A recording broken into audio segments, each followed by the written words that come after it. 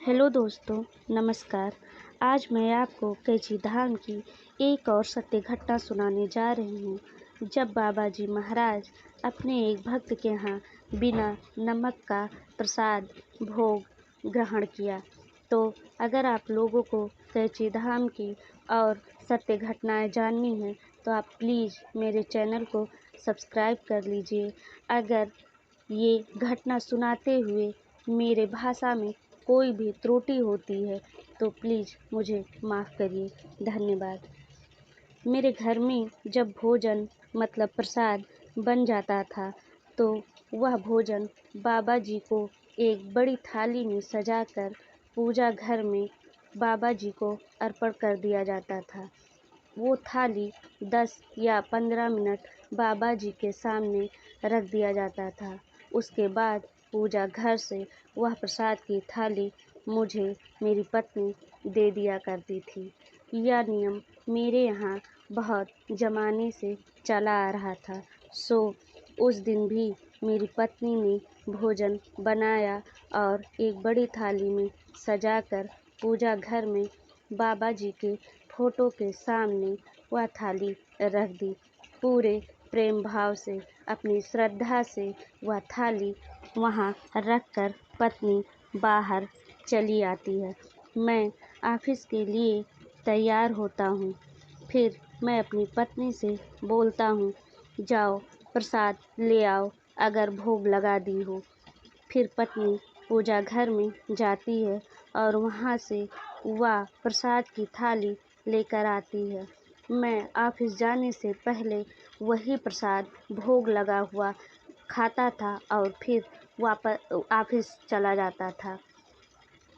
मेरी पत्नी जब वह थाली लेकर आई, मैं उस थाली से दाल और रोटी निकालकर खाने लगा।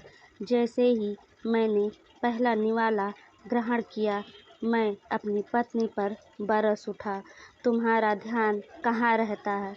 मैं थोड़ी क्रोधी स्वभाव का था, इसलिए छोटी छोटी बात पर ही अपनी पत्नी को डांटने लगता था। उस दिन भी ठीक वैसा ही हुआ। मैं पत्नी पर बरस उठा, तुम्हारा ध्यान कहाँ रहता है। तुम बाबा जी के प्रसाद पे ध्यान नहीं देती हो। जैसा मन होता है वैसा बनाकर बाबा को प्रसाद अर्पण कर देती हो। उस दिन न जाने किस मूड में मेरी पत्नी भी थी। उसने अपनी गलती ना मानकर ठीक उल्टा ही मुझे जवाब दे दी। हाँ ठीक है, मुझसे गलती हो गई तो क्या, मैं भूल गई, गलती किससे नहीं होती। लेकिन मैं भूल भी गई तो क्या, मैंने यह थाली पूरे श्रद्धा से बाबा जी को अर्पण किया। मैं जानती हूँ बाबा जी मेरी इस गलती को क्षमा करेंगे और यह प्रसाद ज़रूर ग्रहण किए होंगे। लेकिन मैं उस दिन बहुत ही गुस्से में था।